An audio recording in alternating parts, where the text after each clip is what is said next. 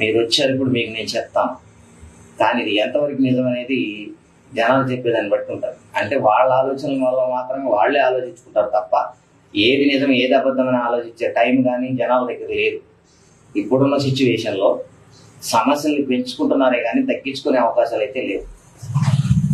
కొంచెం ఒక్క 5 minutes స్వామి, మాకు ఎక్కువసేపు కేటాయించదు. ఒక్క 5 minutes మీకోసం అంత కష్టపడ్డాం. ఒక ఆడపిల్లగా ఇంత సాహసం చేసి వచ్చాము. మీరు ఎలా రెస్పాండ్ అవుతారో కూడా తెలీదు. మీరు నమ్ముతారో నమ్మరో, మీ గేట్ ముందుకు వచ్చిన తర్వాత మా వీడియో కూడా పనిచేయలేదు. మా వీడియో కూడా పనిచేయక మేము చాలా ట్రబుల్ ఫేస్ చేసాము. దాదాపు ఒక 15 minutes దాకా పనిచేయలేదు. తర్వాత మళ్ళీ మేము దాన్ని చూసుకొని చేసుకొని ఇప్పుడు వచ్చి ఒక ఆడపిల్లగా అంత రిక్వెస్ట్ చేస్తున్నాను కొంచెం. థ్యాంక్ గాడ్, దేవుడి దయ వల్ల అఘోరి స్వామి అయితే మనల్ని అయితే లోపలికి ఆహ్వానించేసేసారనమాట.